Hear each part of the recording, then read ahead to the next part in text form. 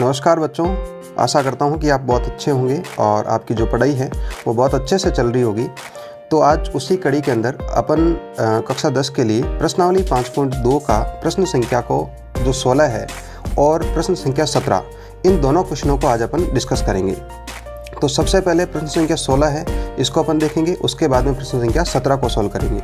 तो यहाँ लिखा गया बच्चों कि वह एपी ज्ञात कीजिए जिसका तीसरा पद आपका 16 दिया है और सातवां पद जो है पांचवें पद से 12 अधिक है। देखो बच्चों, अपन को ये बोल रहा है कि आपको एपी ज्ञात करनी, माने समांतर श्रेणी ज्ञात करनी है, जिसका तीसरा पद कितना दिया है, 16 दिया है। तो जैसे बोल रहा है वैसे लिख लेते हैं। सबसे पहले ये बोल रहा है कि तीसरा पद जो है, तीसरा पद वो कितना दिया बच्चों, 16 दे दिया। तो आप मुझे ये बताओ कि जब मैंने आपको समांतर श्रेणी का व्यापक रूप बताया था, तब मैंने आपको बताया था कि समांतर श्रेणी के व्यापक रूप को कैसे लिखते हैं। तो आपको पता हो तो इस प्रकार लिखाया था मैंने कि जो प्रथम पद है वो आपका ए होता है, उसके बाद में ए प्लस डी होता है, ए प्लस 2d होता है, ए प्लस 3d होता है, इस प्रकार से चलता है। तो बात करें तृतीय पद की, तीसरे पद की, तो ये पहला पद हो गया, ये दूसरा हो गया, और तीसरा पद क्या हो जाएगा बच्चों, ए प्लस 2d हो जाएगा। तो बस इसको अपन यहाँ पर लिख देते हैं कि जो तीसरा पद है वो हो जाएगा a प्लस 2d बराबर कितना हो गया बच्चों, 16, और इसको अपन लिख देते हैं। अब आगे आपका क्या बोल रहा है, आगे अपन को ये बोल रहा है इस प्रकार कि और सातवां पद जो है पांचवें पद से 12 अधिक है। जिस प्रकार बोल रहा है वैसे लिख दो। यहाँ पर देखो, सातवां पद पांचवें पद से, अब देखो से किसके साथ लगा हुआ है, पांचवें पद के साथ लगा हुआ है, 12 अधिक है, तो आपको इसमें 12 जोड़ना है, ठीक है ना बच्चों, तब आपस में क्या हो जाएंगे, ये बराबर हो जाएंगे। तो देखो बात करें समांतर श्रेणी के सातवें पद की, तो सातवां पद क्या हो जाएगा बच्चों, a प्लस 6d हो जाएगा।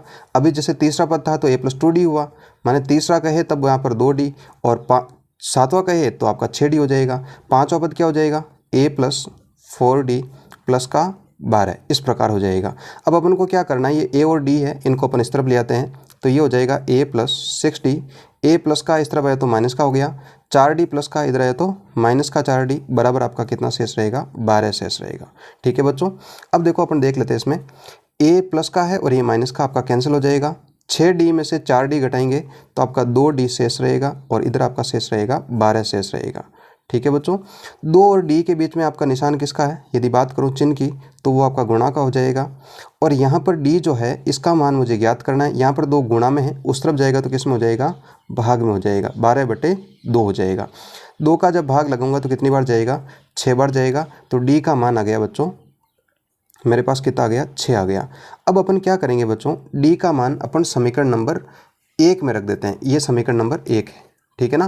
तभी अपने पास में d का मान इसमें रखेंगे तो किसकी वैल्यू आ जाएगी, अपने पास में a की वैल्यू आ जाएगी। तो इस प्रकार लिख देते हैं कि d का मान समीकरण 1 में रखने पर, तो समीकरण 1 क्या दे रखा बच्चों आपका, a प्लस 2d बराबर 16 दिया है। तो मैं इसको यहाँ पर लिख देता हूँ, a प्लस 2d बराबर 16, ये इस प्रकार हो जाएगा।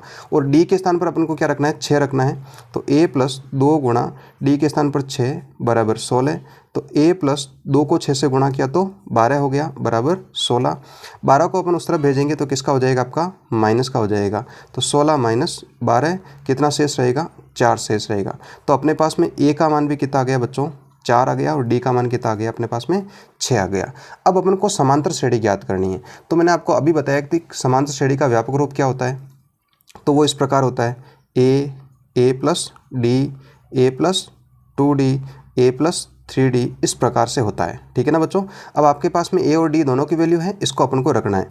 तो a की वैल्यू कितनी है, 4 है, और यहाँ पर 4 प्लस d की वैल्यू 6, a की वैल्यू 4 प्लस 2 गुणा d की वैल्यू कितनी बच्चों, 6, और a की वैल्यू 4 प्लस 3 गुणा d की वैल्यू कितनी है, 6। इस प्रकार समांतर श्रेणी चल रही है।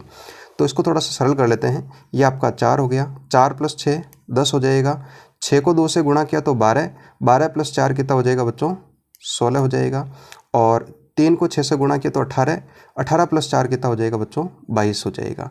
तो इस प्रकार से ये समांतर श्रेणी बन गई आपकी। ठीक है बच्चों, सवाल में अपन को यही बोला था कि समांतर श्रेणी याद करनी है। देख लो इस बार एक बार वापस इसको समझ लेते हैं। देखो ये बोल रहा है कि आपको AP ज्ञात करनी है, समांतर श्रेणी ज्ञात करनी है, और उसका तीसरा पद कितना दिया है 16 दिया, तो तीसरे पद a+2d होता है, उसको अपन ने लिख लिया। उसके बाद में इसने बोला कि सातवां पद पाँचवें पद से 12 अधिक है, तो उसको भी अपन इस प्रकार लिखकर सरल कर लिया।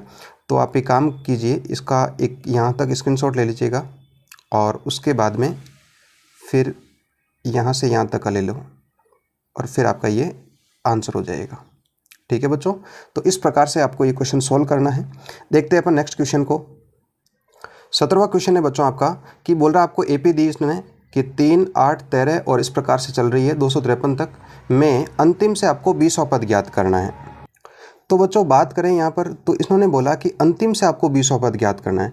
अभी तक जो भी क्वेश्चन किए थे अपन ने, तो उसमें ये शब्द नहीं था कि आपको अंतिम से ज्ञात करना है। उसमें अपन को ये पूछ रहा था कि शुरुआत से ना आपको पद ज्ञात करना था।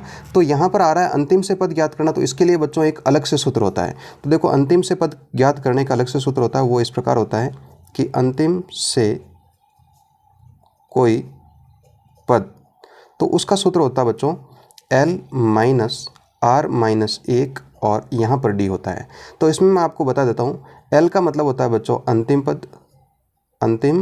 पद हो जाएगा AP का, और R का मतलब है आपको अंतिम से जो पद चाहिए उसका नंबर, अंतिम से पद की संख्या हो जाएगा, और D आप जानते हो, D क्या हो जाएगा बच्चों सार्वंतर हो जाएगा। बस इनकी वैल्यू इसमें पुट करनी है।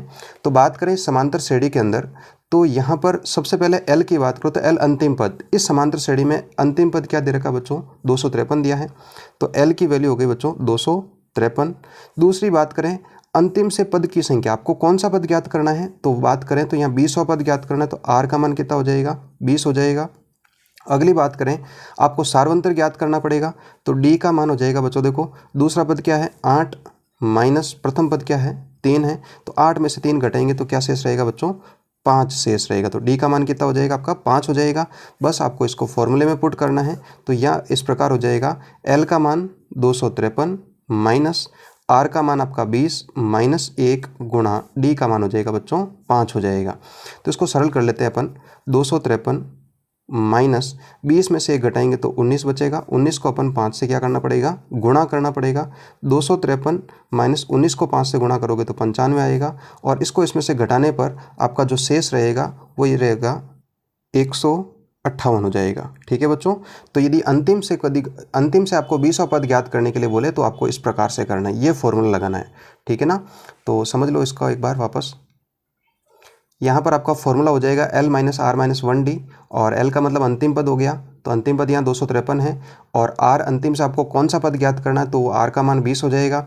D आपका सार्वंतर है ही है, 8 में से 3 घटाएंगे तो 5 शेष रहेगा। बस वैल्यू आपको पुट करनी है, इस प्रकार से आपको आंसर फाइंड आउट करना है। तो इसका यहाँ से स्क्रीनशॉट ले सकते हो। तो बच्चों आज के लिए इतना ही, तब तक के लिए धन्यवाद। फिर मिलते हैं एक नए वीडियो के साथ में, नए क्वेश्चन के साथ में। जय हिंद, जय भारत।